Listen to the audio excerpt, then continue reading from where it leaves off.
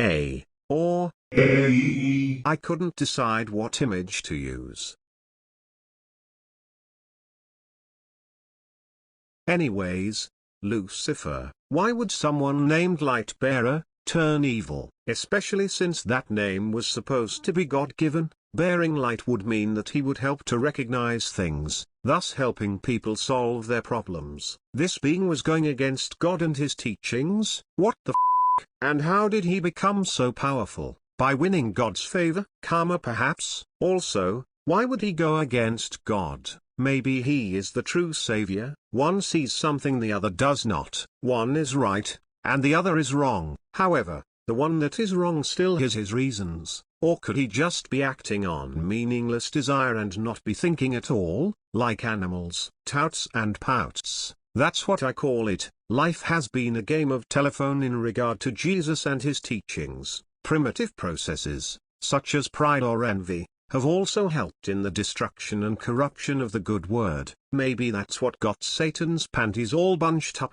It certainly seems that we are being put through trials and tribulations by the Creator. If Satan is truly free to be temptations or whatever other negatives that religion claims are his doing, a true test of free will, your judgment will be uncomfortable, but constructive, especially if God is all-loving. Things like temptations also seem to be an easy test to pass, right? Since we are cognitive beings, just focus on something else, or change your perception about it. The concept that God has favorites also seems valid, I believe. If Satan really is the adversary of God, he must have reached this feat by some kind of karmic law that God abides by. This karmic law sounds logical when considering he is supposed to be an all-loving God. We know who Satan is now. But why is his image so strange? He can shape-shift. Wow.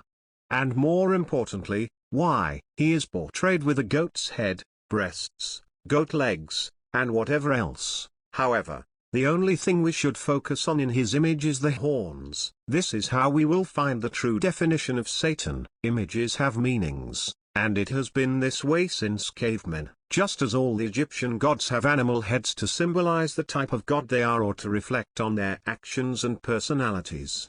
The horns on the Baphomet also have meaning.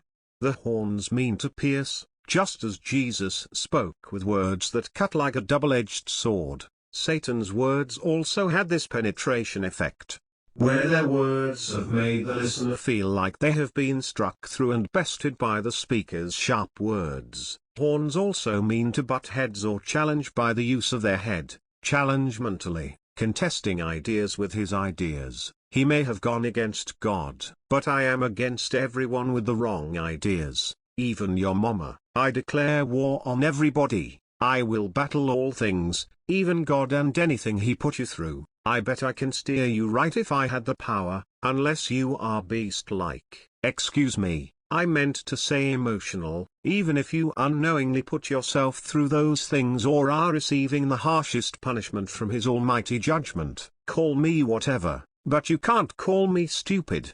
Beware, evil can come in many forms, even an accident. The only way to win is by following my word. Balance, control, recognition. Enough of this practice will allow you to seize the win from any adversary, even the Almighty. The only way our Father, the Creator of the universe, can defeat you whilst bearing these new weapons that I have bestowed upon you, is by reincarnating you, and making you forget any negative responses your soul reflected on in your time on earth.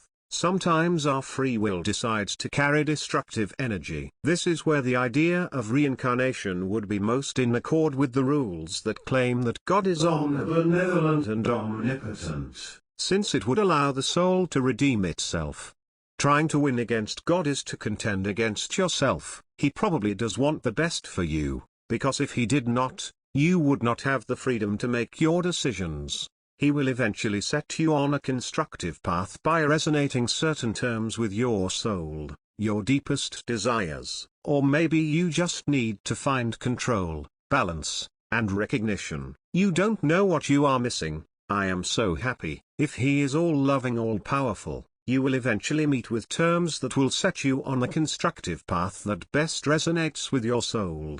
Whether it seems that way or not, You are set to communicate with God after death. May you find your way. Good and evil have a spectrum. Maybe we are all in it for ourselves. If you feel discomforted by the karmic law, maybe you should seek out power instead of dwelling on the discomfort and playing the victim. It doesn't take much to give up some good vibes. Swallow your so-called pride.